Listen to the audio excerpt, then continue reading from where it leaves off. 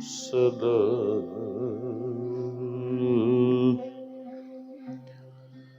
परिभवाग्नमभीष्टदोहम्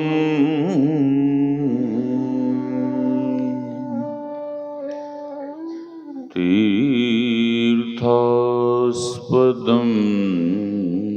शिवविरञ्चि नुतं शरण्यं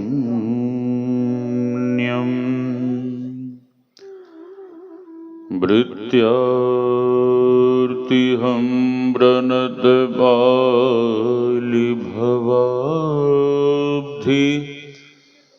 पोतं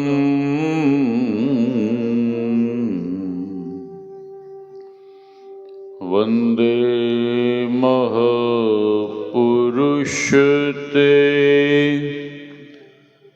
चरणारविन्दम्।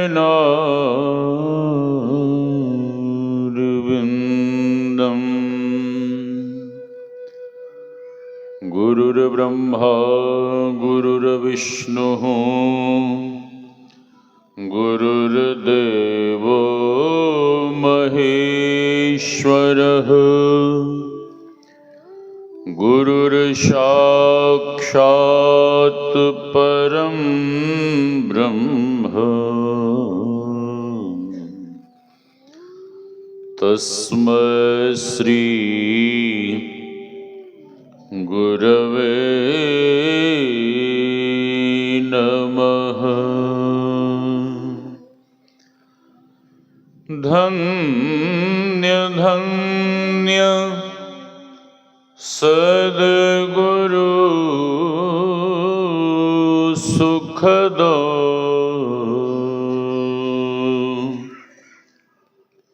महिमा कही न जाय। जो कछु कहूँ तुम्हारी कृपा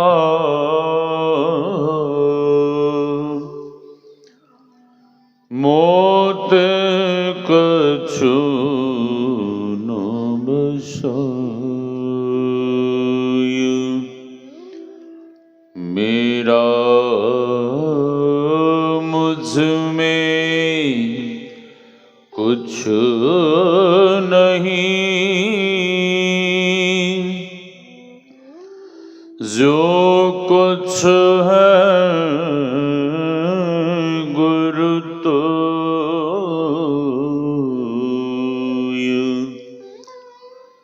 तेरा, तुझको सौंपता प्रभु क्या लागेगा मोर। तेरा तुझको सौंपता प्रभु क्या लागेगा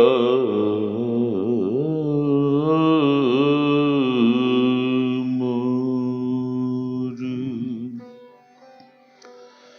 आसन पर आसीन परमाराध्य सद्गुरु महाराज के युगल चरणों में कोटि कोटि नमन।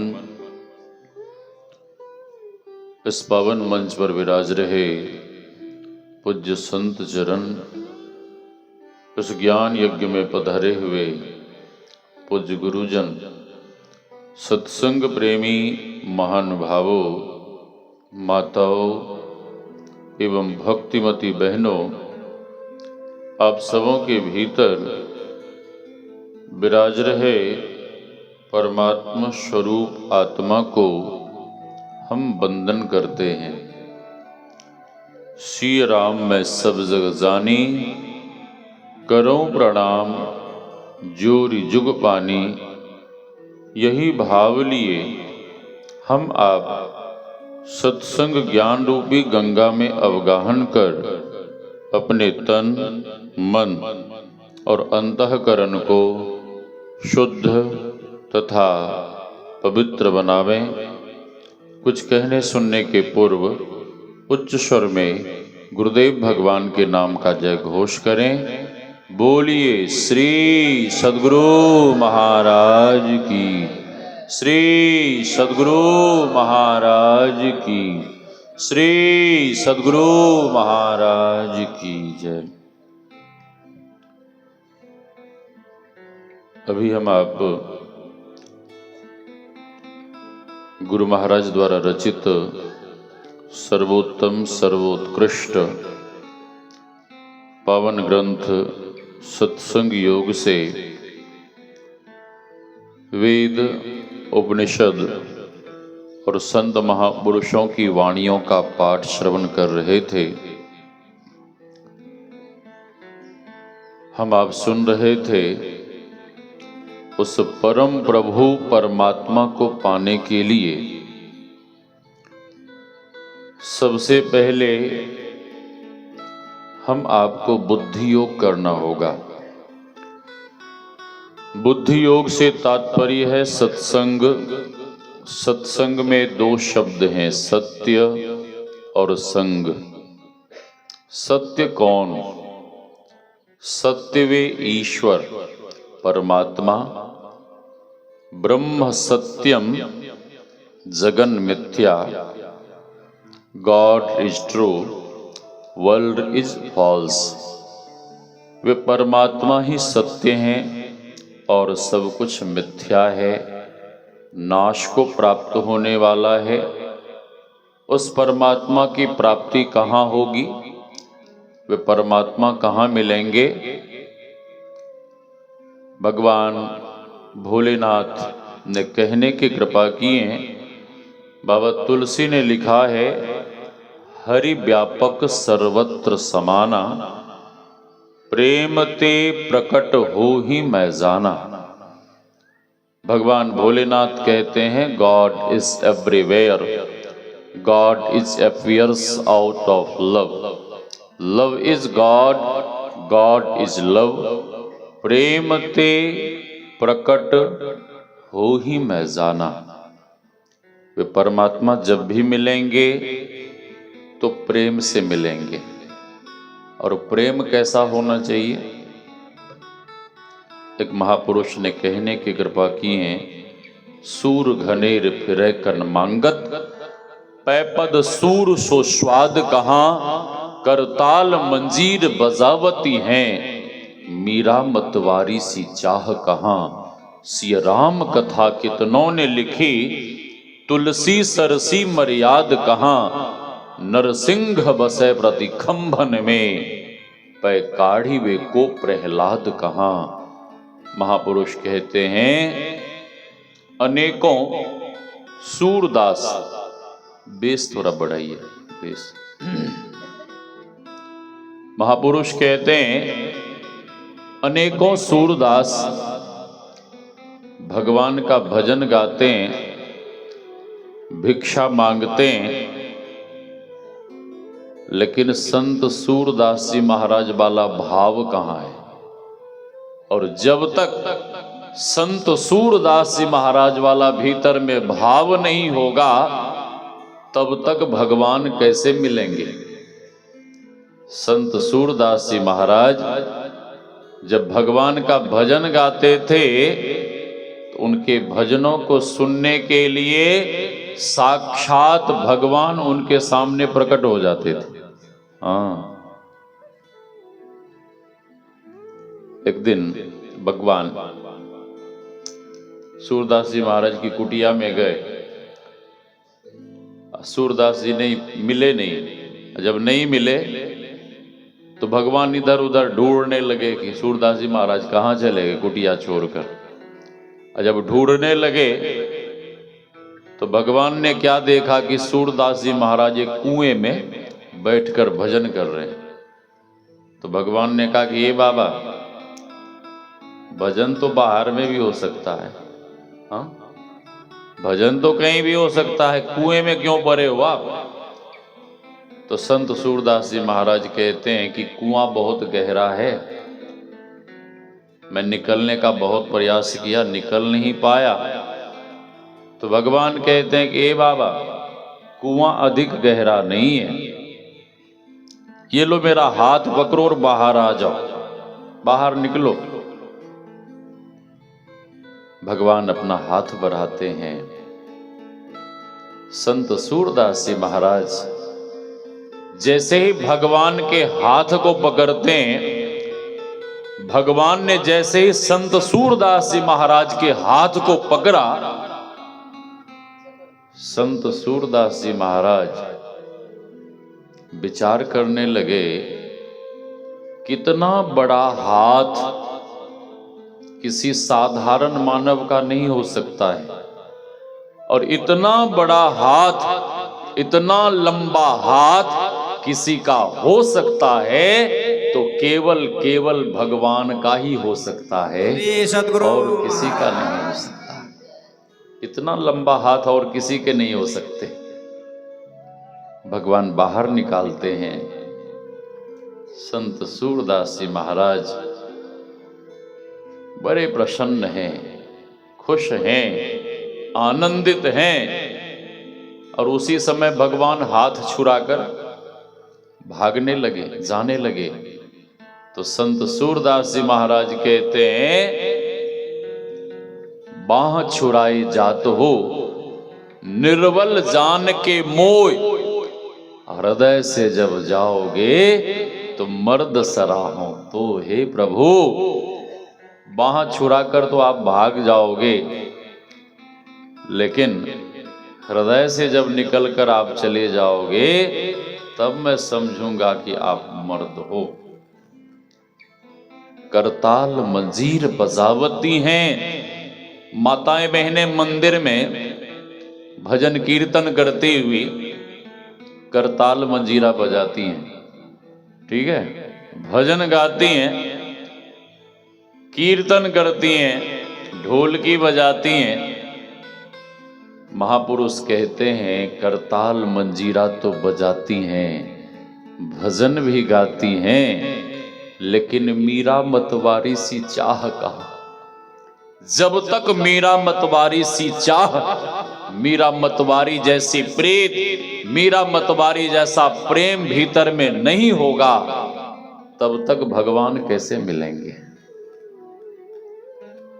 मीराबाई कहती हैं, जो मैं ये जानती प्रीत किए दुख हो, तो नगर ढिंढोरा पीटती, प्रीत न करियो कोई। यदि मैं ये जानती कि भगवान से प्रेम करने में इतना दुख होता है, इतनी पीड़ा होती है, इतना कष्ट होता है, तो मैं नगर में ढिंढोरा पीट पीट के कह देती कि ऐ दुनिया वालों, कोई भी भगवान से प्रेम मत करना। मीराबाई ऐसा क्यों कह रही हैं? क्योंकि मीराबाई को दुनिया वालों ने बहुत सताया था, बहुत दुख दिया था, और सबसे अधिक दुख राणा ने दिया था। हाँ, राणा ने कहा कि ये ऐसे नहीं मरेगी, ये मेरे कुल का कलंक है, ये कुल घातिनी है, हाँ, इसे मार डालो। राणा ने अपने सेवकों से कहा कि एक पिटारे में विषधर सर्प सबसे पहले तो हाँ महल से निकाला, एक खंडर वाले घर में रहने के लिए दिया। श्री सद्गुरु खंडर वाले घर में, जिस घर में भूत प्रेत रहते थे, भूत प्रेत, मीराबाई सदैव अपने इष्ट भगवान को अपने हृदय से लगाकर रखती, और जो भक्त अपने इष्ट भगवान को, गुरुदेव भगवान को सदैव अपने हृदय से लगाकर रखते हैं, उसका भूत प्रेत का क्या बिगाड़ सकता है। गई उसी खंडहर वाले घर में झाड़ू बुहारू कर अपने इष्ट भगवान को विराजमान कर वहीं बैठकर भजन पूजन करने लगी, ध्यान भजन सत्संग करने लगी। इतना ध्यान भजन की, इतना ध्यान भजन सत्संग की कि उसके ध्यान भजन सत्संग के प्रभाव से उस खंडहर वाले घर में जितने भूत प्रेत रहते थे ना, वो सारे भूत प्रेत जोनी से सदा सदा के लिए मुक्त हो गए। कुप्पा घाट आप लोग गए होंगे। कुप्पा घाट में अभी ना दिव्य भव्य सुंदर आश्रम है। पहले वहां क्या था, शमशान भूमि। लोग मुर्दा को गाड़ते थे, दफनाते थे, संस्कार करते थे, ठीक है। अब भूत प्रेत इधर उधर भटकते थे। जब गुरुदेव वहां रहकर खूब ध्यान भजन करने लगे, सत्संग होने लगा, तो ध्यान भजन सत्संग के प्रभाव के कारण उस जगह से वो सारे भूत प्रेत उस जगह को छोड़कर वहां से भाग गए। हाँ, अब स्वर्ग बन गया वही शमशान भूमि। हाँ, राणा ने कहा ऐसे नहीं मरेगी। फिर एक बिस्तर पिटारे में बंद कर दे दो और कह देना कि भगवान के गले का पहरा हुआ पुष्पमाल है, पुष्पमाल। राणा का सेवक गया और कहता कि मीरा भाई ये लो, इस पिटारे में भगवान के गले का पहरा हुआ पुष्पमाल है। और जैसे ही मीराबाई सुनती हैं कि भगवान के गले का पहरा हुआ पुष्पमाल है, दौड़कर उस पिटारे को दोनों हाथों से पकड़ लेती हैं। था तो विषधर सर्प, लेकिन भक्ति की शक्ति देखिए, भगवान की कृपा तो देखिए। था तो विषधर सर्प, लेकिन भगवान की कृपा से वो विषधर सर्प तुरंत पुष्पमाल के रूप में परिणत हो गया। और मीराबाई वो पुष्पमाल पहनकर भगवान नाम संकीर्तन करती हुई नाचने लगी। राणा ने पूछा क्या हुआ? सेवकों ने कहा कि वो बिल्कुल स्वस्थ है, मस्त है, भजन में लीन है। राणा ने कहा राजवैद्य को बुलाओ। राणा राजवैद्य से कहता है कि सुनो, ऐसा जहर तैयार करो, ऐसा हलाहल विष तैयार करो कि छूते ही मानव मर जाए, और यदि मीरा मर गई तो हम तुम्हें मुंह मांगा इनाम देंगे। वैद्य लोभवश बिल्कुल बहुत बढ़िया स्पेशल जहर तैयार किया। राणा ने अपने सेवकों के द्वारा स्वर्ण पात्र में भिजवाया और यह कहलवाया कि कह देना कि भगवान का ये चरणामृत है। श्री सद्गुरु, चरणामृत तो नहीं था, लेकिन झूठ कहलवाया, झूठ। ये चरणामृत है। सेवक जाता है और कहता है कि मीराबाई, ये भगवान का जूठन प्रसादी है, शीत प्रसादी है, इसे ग्रहण करो। मीराबाई जैसे ही सुनती हैं कि भगवान का जूठन प्रसादी है, शीत प्रसादी है, शरणामृत है, दौड़कर उस जहर के पात्र को पकड़ लेती हैं और एक ही श्वास में सारा जहर पी जाती हैं। जो जहर मारक था वो जहर तारक बन गया, जो जहर मारक था वो जहर तारक बन गया। मीराबाई जितना पहले सुंदर दिख रही थी, वो जहर पीने के बाद और अधिक सुंदर दिखने लगी। और जितना भजन में पहले मन लग रहा था, उससे हजारों गुना अधिक भजन में मन लगने लगा। वो जहर अमृत बन गया। जहर, राणा ने विष दिया, मानो अमृत पिया। अब मीरा सागर में सरिता समाने लगी, वो तो गली गली हरि गुण गाने लगी। राणा ने पूछा क्या हुआ? सेवकों ने कहा कि वो तो बिल्कुल स्वस्थ है। अरे लगता है कि वैद्य ने मेरे साथ धोखा किया, लगता है कि उसने मीरा से कुछ रिश्वत ले लिया होगा और उसने जहर नहीं, जहर के बदले लगता है कि ऐसे ही नींबू पानी पुदीने का शिकंजी शरबत बना के दे दिया होगा। बुलाओ, राजवैद्य को बुलाओ। राजवैद्य आया, हाथ जोड़ के खड़ा है। राणा ने कहा कि मेरे साथ तूने धोखा किया है। अरे तूने जहर नहीं, तूने तो ऐसे ही रूह अफ़ज़ा शरबत कुछ ऐसा बना के दे दिया होगा। वैद्य कहता नहीं महाराज, मैंने सचमुच में जहर बनाया था, अब पता नहीं वो कैसे बच गई। राणा ने कहा वो तो बच गई, अब ये जहर तुम्हारे जीभ पे हम डलवाते हैं। यदि तू मर गया तो हम समझ लेंगे कि तुमने सचमुच में जहर तैयार किया था। वैद्य चीखने लगा, चिल्लाने लगा और कहने लगा महाराज ऐसा मत करो, मेरे छोटे छोटे बच्चे हैं, अनाथ हो जाएंगे, मैं मर जाऊंगा। राणा ने कहा कि अच्छा होगा, मीरा तो मरी नहीं, उसके बदले अब तुम मरो। तुम मरो। राणा ने आदेश दे दिया कि इसका हाथ पैर बांधो और इस पात्र में जो जहर लगा हुआ है ये जहर इसी के जीभ पे टपकाओ। वैद्य चिल्लाता रहा, चीखता रहा।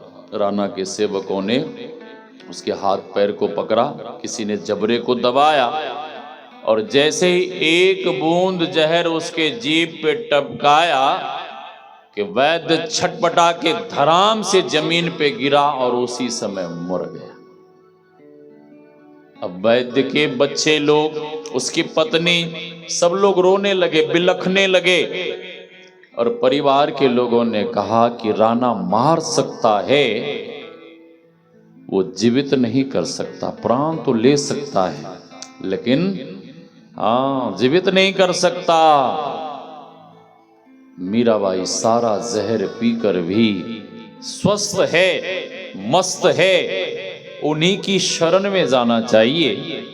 सभी परिवार के लोग गए, मीराबाई के चरण में बहुत बिलख बिलख कर रोने लगे और कहने लगे कि भाई साहब कृपा करो, दया करो, ऐसी कृपा करो कि वैद्यराज स्वस्थ हो जाएं। क्या हुआ? उनकी पत्नी रो रो कर कहने लगी कि हमारे पति बड़े दुष्ट हैं, आपको मारने के लिए उन्होंने हलाहल विष जहर तैयार किया था, आप तो मरी नहीं, वो खुद मर गया, खुद मर गया। कृपा करो, दया करो, मेरे छोटे छोटे बच्चे कितने बिलख रहे हैं, अनाथ हो जाएंगे। जब बहुत प्रार्थना करने लगे, बहुत रोने लगे तो मीराबाई को दया आ गई और मीराबाई वहीं भगवान के मंदिर में बैठे बैठे बहुत दूर भगवान से प्रार्थना करने लगी। प्रार्थना में शक्ति होती है, प्रार्थना में बल होता है। मीराबाई प्रार्थना करने लगी और प्रार्थना करती हुई कहने लगी कि हे प्रभु, वैद्यराज के ऊपर कृपा करो, दया करो, ऐसे कृपा करो कि वे स्वस्थ हो जाएं, ठीक हो जाएं। देखो ना भगवान, वैद्य के छोटे छोटे बच्चे कितने दुखी हैं, बिलक बिलक कर रो रहे हैं, ऐसी कृपा करो कि वे स्वस्थ हो जाएं। जब मीराबाई बहुत प्रार्थना करने लगी और प्रार्थना करते हुए जब मीराबाई रोने लगी और रो रो कर जब भगवान से विनती करने लगी, प्रार्थना करने लगी, तो उसी बीच भगवान की ऐसी कृपा भई कि भगवान की कृपा से वो मरा हुआ राज वैद्य जीवित होकर उठकर खड़ा हो गया। श्री सद्गुरु महाराज की जय। प्रार्थना में शक्ति होती है, प्रार्थना में बल होता है, प्रार्थना में ताकत होती है। राणा ने बहुत सताया। मीराबाई मेड़ता को छोड़, राजस्थान की धरती को छोड़ वृंदावन चली गई और वृंदावन में रहती वहीं भगवान का भजन करती। एक दिन एक सखी कहती हैं, अरे भाई साहब क्या ससुराल नहीं जाओगी? ससुराल कहाँ? द्वारिका। जरूर जाऊंगी, कोई बुलावा? हाँ। निकल पड़ी। जैसे ही द्वारिका समुद्र के किनारे पहुंचती हैं तो देखती क्या है कि यहां तो द्वारिका पूरी है ही नहीं। द्वारिका तो भगवान की नजरों के सामने, आंखों के सामने समुद्र में समा गया था। वहां एक भगवान का मंदिर था और मंदिर में मीराबाई भगवान को प्रणाम कर, माथा टेक कर वहीं फर्श पे पड़ गई। इतना स्वास्थ्य बिगड़ा, इतना स्वास्थ्य बिगड़ा कि मीराबाई बिल्कुल अचेत अवस्था में चली गई।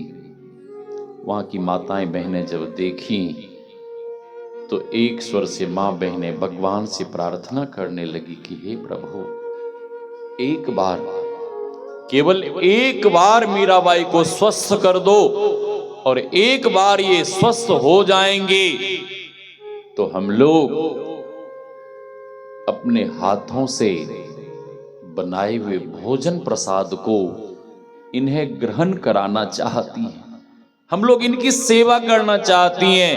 हे प्रभु, ऐसे कृपा करो, ऐसी दया करो कि ये स्वस्थ हो जाए। जब वहां की मां बहनें भगवान के मंदिर में भगवान की मूर्ति के सामने बहुत प्रार्थना करने लगी और प्रार्थना करती हुई जब रोने लगी तो उसी समय भगवान उसी मूर्ति में से साक्षात वैद्य के रूप में वहां प्रकट हो गए। वैद्य के रूप में वहां की माताएं बहनें कहने लगी कि हे वैद्य, मीराबाई के ऊपर दया करो, कृपा करो, इनका उपचार करो, इन्हें स्वस्थ करो और ये एक बार स्वस्थ हो जाएंगे तो हम लोग आपको मुंह मांगा इनाम देंगे। जितने स्वर्ण आभूषण, हीरे मोती, जो चाहिए। वो वैद्य तो थे नहीं, साक्षात भगवान ही वैद्य के रूप में आए थे। वैद्य ने कहा कि देवियों, आप लोग यहां से बाहर चले जाओ। वे लोग वहां से बाहर निकल गई। वैद्य मीराबाई के सरहाने में बैठ जाता है। मीराबाई के सर को अपने दोनों हाथों से पकड़कर उठा लेता है और सर उठाकर अपनी गोदी में ले लेता है। इतना बड़ा सौभाग्य किनका होगा कि स्वयं भगवान चलकर आवे और किसी को उठाकर अपनी गोदी में ले लें। इतना बड़ा सौभाग्य यदि किसी का हो सकता है तो केवल किसी भक्त का ही हो सकता है, परम भक्त का, परम भक्तिन का। हाँ, वैद्य रूप भगवान रूप वैद्य ने मीराबाई के सर पे हाथ रखा, सर को सहलाना शुरू किया। 2-4 बार ही वैद्य ने जैसे ही सर को सहलाया कि मीराबाई के शरीर में जो भी कष्ट था, जो भी दुख था, वो सारा दुख दूर हो गया और मीराबाई स्वस्थ होकर उठकर बैठ गई। मीराबाई जोर जोर से आवाज देने लगी कि अरे सखी मैं चली गई, मेरे प्यारे प्रभु आए थे मुझे छोड़कर चले गए। अरे सखी मेरे भगवान आए थे मुझे छोड़कर चले गए। माताएं बहनें दौड़ कर आई, क्या हुआ भाई साहब इतना जोर से क्यों चिल्ला रही हैं, आवाज क्यों दे रही हैं? मीराबाई रोती हुई कहने लगी कि अरे सखी मैं चली गई, मेरे ठाकुर जी मेरे पास आए थे, मेरे भगवान मेरे प्यारे प्रभु मेरे पास आए थे और मुझे छोड़कर चले गए। माताएं बहनें कहने लगी कि आपको भ्रम हुआ है, संशय हुआ है। आप जिस किसी को भी देखती हैं तो कहते हैं कि ये भगवान है, ये परमात्मा है, ये ईश्वर है, ये मेरे ठाकुर हैं। आपको भ्रम हुआ है। मीराबाई रोती हुई कहने लगी, करी सखी मैं सत्य कह रही हूं कि वे भगवान ही थे। माताएं बहनें जब खोजने लगी, ढूंढने लगी तो वैद्य मिले नहीं। तब माताओं बहनों को विश्वास हो गया कि सचमुच में वो भगवान ही थे। राजस्थान में अकाल पड़ा। राजस्थान के लोग मीराबाई को मनाने गए। मीराबाई कहती है कि नहीं, जिस नरक को छोड़कर मैं नरक से बाहर आ गई, उस नरक में मैं नहीं जाना चाहती। जब उनके स्वजन परिजन बहुत रोने लगे तो मीराबाई कहती है कि ठीक है, मैं एक बार अपने प्यारे प्रभु से आदेश लेकर आती हूं, वे आज्ञा दे देंगे तो मैं वापस मेड़ता चली जाऊंगी, राजस्थान चली जाऊंगी। भगवान से जब आज्ञा लेने गई तो मंदिर में प्रवेश कर भगवान की मूर्ति के सामने बिलख बिलख कर रोने लगी। भगवान प्रकट होते हैं। भगवान पूछते हैं कि मीराबाई आप इतना क्यों रो रही हैं?